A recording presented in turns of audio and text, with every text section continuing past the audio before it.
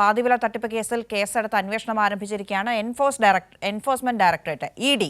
കള്ളപ്പണം വെളുപ്പിക്കൽ നടന്നിട്ടുണ്ടോ എന്നാണ് ED പരിശോധിക്കുക. കേസിൽ അഡീഷണൽ സെഷൻസ് കോടതി നിർദ്ദേശിച്ചത് പ്രകാരം പോലീസ് വിശദമായ റിപ്പോർട്ട് സമർപ്പിക്കും. അർച്ചനയുണ്ട് വീണ്ടും കൊച്ചിയിൽ നിന്ന് ഈ വാർത്തയിൽ കൂടി വിവരങ്ങൾ തരുന്നതിനായി.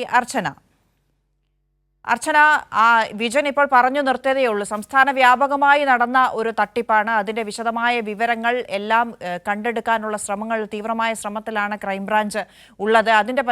അതിന്റെ കൂടി പശ്ചാത്തലത്തിലാണ് എൻഫോഴ്സ്മെന്റ് ഡയറക്ടറേറ്റിന്റെ കൂടി അന്വേഷണം ഇതിലേക്ക് വരുന്നത്. അനന്തുവിന്റെ ബന്ധങ്ങൾ അനന്തമാണ് എന്ന വിവരങ്ങൾ, തെളിവുകളൊക്കെയാണ് കഴിഞ്ഞ ദിവസം പുറത്തു വന്നുകൊണ്ടിരിക്കുന്നത്. രാഷ്ട്രീയ നേതാക്കൾക്കടക്കം ഉന്നത ബന്ധങ്ങൾ ഉണ്ട് എന്ന ആരോപണങ്ങൾ വരുന്നുണ്ട്. അനന്തുവിന്റെ മൊഴിയിൽ അത് മാത്യു കുഴൽനാടൻ അടക്കമുള്ള കോൺഗ്രസ് നേതാക്കളിലേക്ക് വരെയൊക്കെ എത്തി നിൽക്കുന്ന ഒരു ഘട്ടമാണ്. എൻഫോഴ്സ്മെന്റ് ഡയറക്ടറേറ്റിന്റെ ഉദ്ദേശം കള്ളപ്പണം വെളുപ്പിക്കൽ ഇതിൽ നടന്നിട്ടുണ്ടോ എന്നൊരു അന്വേഷണത്തിന്റെ പരിധിയിലേക്ക് കൂടി ഈ കേസ് വരികയാണല്ലോ.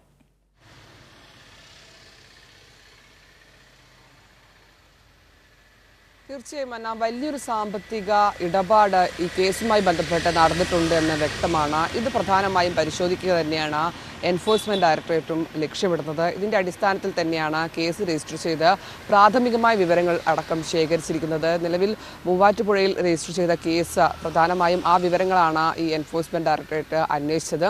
അതിൽ വലിയ രീതിയിൽ സാമ്പത്തിക ക്രമക്കേട് നടന്നിട്ടുണ്ടെന്ന് വ്യക്തമായിട്ടുണ്ട്. മാത്രമല്ല, ഇതുമായി ബന്ധപ്പെട്ട് വിദേശത്തടക്കം പണം എത്തിയതായിട്ട് EDക്ക് സൂചന ലഭിച്ചിട്ടുണ്ട്. ഇതിൻ്റെയൊക്കെ അടിസ്ഥാനത്തിൽ കൂടിയാണ് ഇപ്പോൾ കേസെടുത്ത് അന്വേഷണം നടത്തുന്നത്. പ്രധാനമായും ഇപ്പോൾ പ്രാഥമികമായ അന്വേഷണം മാത്രമാണ് നടത്തുന്നതെന്നാണ് ED വൃത്തങ്ങൾ ഇതുമായി ബന്ധപ്പെട്ട് വ്യക്തമാക്കുന്നത്.